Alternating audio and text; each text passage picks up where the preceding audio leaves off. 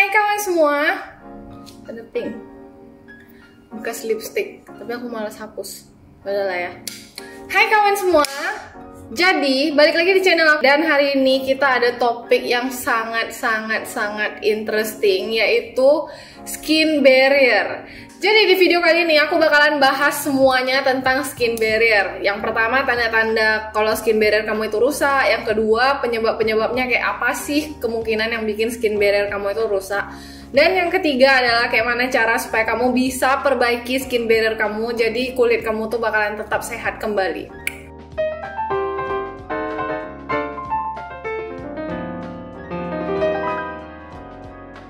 Pertama-tama, aku bakal kasih tau kalian apa itu skin barrier. Jadi skin barrier bisa diibaratkan sebagai tembok pembatas kulit kita dengan yang lainnya, yang di luar kayak udara gitu. Terus kulit kita ini kan terdiri dari beberapa lapis. Jadi kalian pikirin aja, ini ada satu lapis yang namanya lipid. Lipid ini adalah skin barrier kita. Nah, lipid ini terdiri dari 3 komponen utama. Yang pertama adalah ceramides, yang kedua adalah kolesterol, dan yang ketiga adalah fatty acid. Jadi ini adalah 3 bahan utama pembentuk skin barrier kita, oke? Jadi skin barrier ini adalah lapisan pelindung gitu lah istilahnya. Ibaratkan aja skin barrier itu sebagai sebuah kertas ya. Jadi kertas yang membatasi gitu. Nah, kalau misalnya skin barrier yang rusak itu, skin barriernya ibaratkan aja dengan bolong-bolong. Jadi kalau misalnya skin barrier kamu itu bolong-bolong, moisture yang ada di dalam kulit kamu tentunya bakalan keluar dan menguap kan. Nah, begitu juga dengan semua radikal-radikal bebas, kotoran, malah makin gampang masuknya. Karena kenapa? Karena kertas batasan itu bolong-bolong gitu. Kalau skin barrier kamu sehat, moisture yang ada di kulit kamu akan tetap terjaga dan berada di kulit kamu gitu. Dan radikal bebas dan kotoran-kotoran pun gak bakal gampang masuk ke dalam gitu loh. Nah, itulah kenapa pentingnya kamu harus jaga skin barrier. Ya, kamu mikir aja deh gimana kalau misalnya kotoran-kotoran tuh masuk ke dalam kulit karena skin barrier yang rusak, otomatis lebih banyak resiko untuk dapat kayak permasalahan kulit, habis itu skin concern yang lain, breakout, iritasi gitu dong, ya kan? Oke, jadi sekarang aku bakal kasih tau kalian apa sih yang bisa menyebabkan skin barrier kalian itu terganggu atau rusak gitu ya. Yang pertama ini aku udah sering banget kasih tau di channel aku. Ini adalah alasan kenapa aku kasih tau kalian untuk pakai facial cleanser yang gentle. Karena kalau misalnya nggak gentle atau kalian pakai facial cleanser yang terlalu banyak busanya, banyak surfactants, atau kalian pakai pencuci muka yang terlalu alkaline, facial cleanser seperti itu biasanya cenderung mengeringkan kulit kalian dan kasih kalian rasa kayak squeaky clean gitu, kayak keset-keset gitu dan kasih sensasi ketarik. Nah, dimana itu tuh sebenarnya kita nggak harus merasa kayak gitu. Kalau misalnya kita pakai facial cleanser, itu tandanya minyak bayi yang ada di wajah kalian yang digunakan untuk menutrisi dan menjaga kulit itu juga ikut terbuang gitu. Nah, ini adalah salah satu penyebab utama skin barrier kita itu rusak. Emang ini nih kayak sepele banget gitu. Cuman karena saking sepele ya banyak orang yang nggak sadar kalau misalnya hal kecil kayak cleanser aja tuh bisa mempengaruhi kesehatan skin barrier kita. Penyebab keduanya ini juga berhubungan sama cuci muka. Banyak orang yang sekarang cuci muka itu pakai air panas atau air dingin. Dimana sebenarnya kita tuh bisa cuci muka pakai air normal aja, atau kalau mau air hangat pun kayak hangat-hangat kuku gitu, lukewarm water. Dimana itu tuh kayak kalau misalnya kalian mau tahu suhunya sekitar 30-31 derajat Celcius. Cuman kan nggak kerjaan juga kita ngitung suhu sebelum mau mandi gitu kan, susah. Jadi yang penting itu kalian jangan pakai air yang panas untuk kalian mandi di badan gitu. Karena kulit badan itu lebih toleran, lebih kuat gitu daripada kulit muka. Kulit muka kita itu sangat-sangat rentan dan tipis gitu ya. Jadi jangan disamain suhunya dan jangan pakai air dingin. Walaupun ada yang bilang, oh ya kalian harus pakai air dingin untuk membangunkan muka kalian bla bla bla bla bla bla. Tapi itu tuh kalau misalnya kalian lakukan sering pasti ya rusak kulitnya. Yang ketiga masih juga berhubungan sama cuci muka, yaitu cuci muka terlalu sering. Video pertama aku di channel ini adalah soal gimana aku pagi-pagi itu udah nggak cuci muka lagi, dan semenjak itu emang mukaku lebih bagus banget. Dan kenapa aku melakukan gerakan tidak cuci muka pagi-pagi ini? Karena aku banyak sekali nonton dan riset tentang ini. Kebanyakan orang itu merasa mukanya kan kotor. Jadi mereka tuh jadi keseringan cuci muka karena tiap merasa kotor cuci. Dimana sebenarnya kebanyakan orang itu 1 kali cuci muka sehari aja udah cukup gitu. Jadi kalau misalnya kamu cuci muka keseringan, itu sama aja teorinya sama alasan pertama tadi. Itu bisa overstrip muka kamu, jadi semua minyak-minyak baik di muka kamu itu juga ikutan tercuci gitu. Jadi it can leads to skin barrier damage gitu. Jadi emang 3 alasan ini sepele banget, cuma soal cuci muka doang. Tapi karena saking sepelenya itulah banyak orang yang kayak nggak sadar masalah terbesar di kulit kita, dimana skin barrier yang rusak itu malahan bisa disebabkan sama hal-hal kecil kayak ya masalah cuci muka gitu. Yang ketiga, skin barrier damage itu juga bisa terjadi karena kita maksain kulit muka kita untuk ya menghandle active ingredients yang berlebihan. Kayak misalnya aku udah pakai retinol, terus aku pakai niacinamide, terus aku pakai exfoliants, terus aku pakai vitamin C, bla bla bla bla bla dalam satu waktu yang sama. Ya pasti nggak bisa lah, gila, kulit kita tuh ya walaupun pinter tapi nggak kayak gitu juga kali. Ibaratnya nih satu orang, kamu suruh les matematika, les bahasa Indonesia, les IPA, les segala macam-macam yang bahasa Inggris, bahasa Perancis, bahasa Rusia, ya pasti stres juga kan. Nah itu tuh juga salah satu hal yang bakalan lead ke skin barrier damage. Makanya selalu dibilang kita tuh harus memulai semua itu dengan pelan.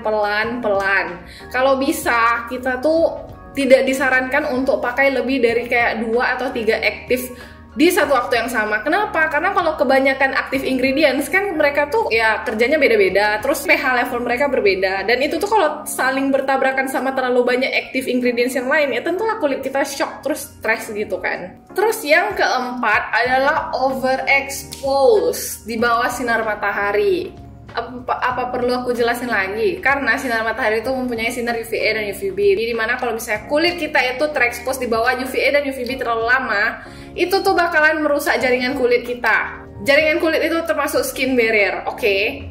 Jadi ya begitu. Nah sekarang kita bakalan masuk ke part dimana kalian bisa mengidentifikasi apakah kulit kalian tuh skin barrier yang rusak atau tidak.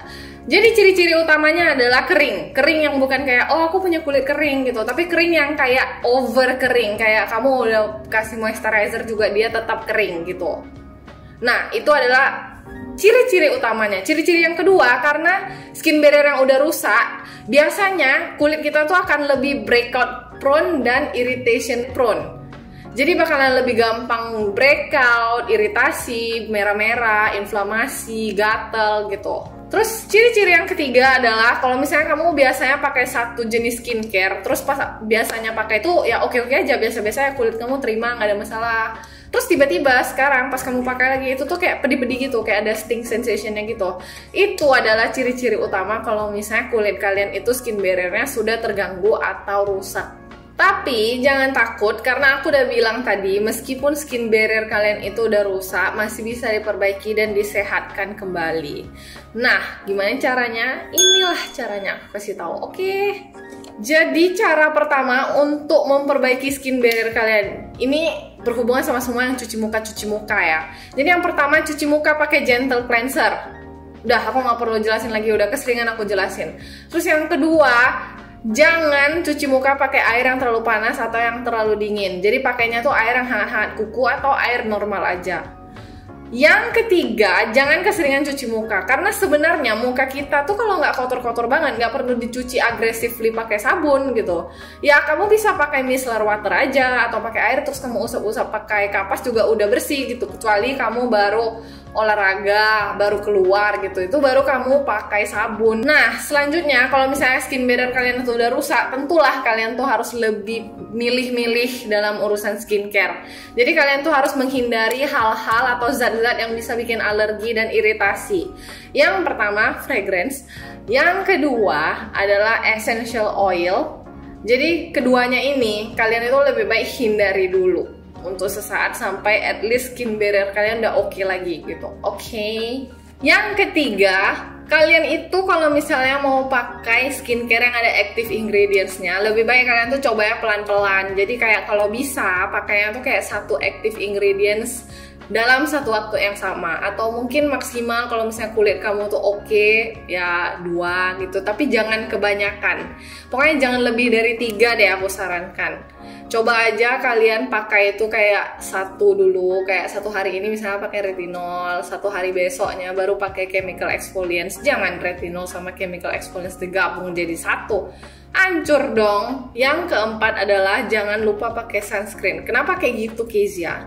Karena kalau misalnya skin barrier kita udah rusak, terus terpapar sinar matahari terlalu lama, aduh, udah nggak kebayang lagi deh konsekuensinya. Soalnya matahari itu ya emang betul-betul berbahaya banget. Dimana apa yang ada di matahari itu kita nggak mau ambil gitu, kita nggak mau masukin ke dalam kulit kita. Sementara skin barrier kita itu udah rusak, mau nggak mau ya, walaupun kita dalam hati menolak, tapi kalau misalnya nyatanya skin barrier kita rusak, ya dia masuk aja gitu dengan gampangnya, karena skin barrier kita tuh bolong-bolong gitu. Jadi jangan lupa pakai sunscreen, oke?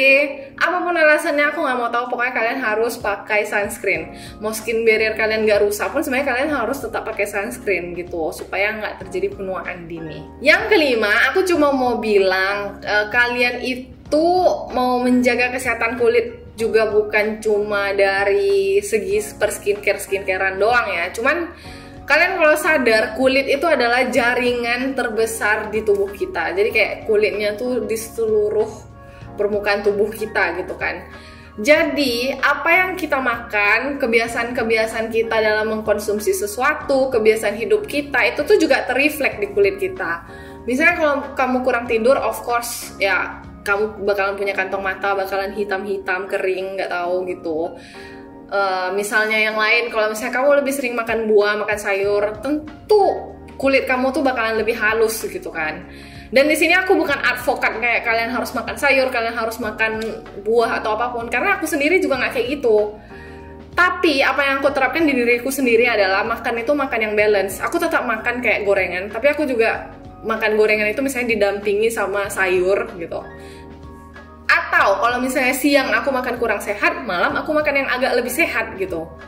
Terus yang terakhir, ini adalah beberapa ingredients yang bagus banget untuk bantu repair skin barrier kamu. Yang pertama adalah Panthenol. Panthenol ini adalah moisturizing factor yang super emollient.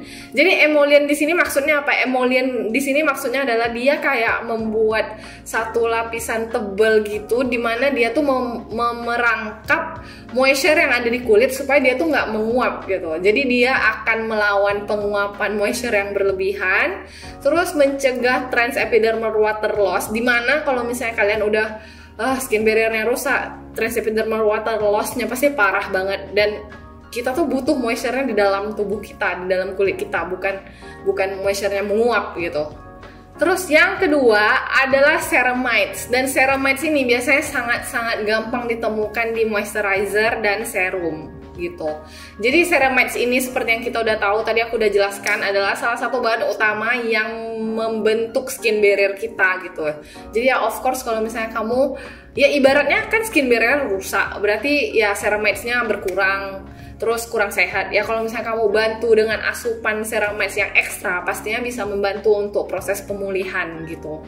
Terus yang ketiga adalah fatty acid. Fatty acid ini juga salah satu pembentuk utama dari skin barrier kita. Dan fungsinya tuh, dan konsepnya tuh sama aja kayak ceramides tadi. Kalau misalnya skin barrier kita rusak, berarti fatty acid kita juga ada masalah gitu kan. Jadi kita tuh harus mensupply fatty acid yang ekstra untuk membantu proses pemulihan skin barrier kita gitu. Terus yang keempat, kalian juga bisa cari produk skincare dengan kandungan-kandungan bakteri yang sehat. Jadi contohnya oats, squalene, habis itu prebiotik, probiotik. Sekarang kan udah banyak tuh skincare yang mengandung prebiotik, probiotik, terus oat, terus squalene. Karena emang ingredients ini mengandung bakteri sehat gitu yang akan membantu dalam penyembuhan skin barrier kita gitu. Ya, jadi sekian aja video buat hari ini. Cukup itu aja informasi dari aku soal kerusakan skin barrier, dimana menurut aku ini adalah salah satu permasalahan yang lumayan banyak dialami orang.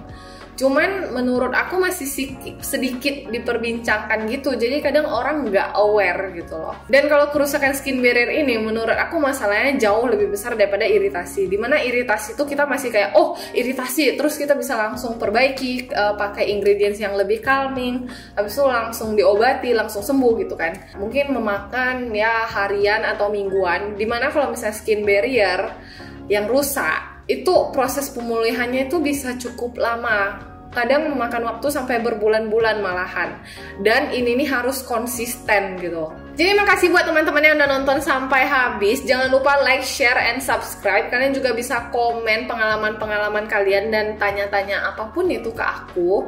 Dan jangan lupa juga follow Instagram aku di kezia.zhang. See you in my next video. Bye-bye.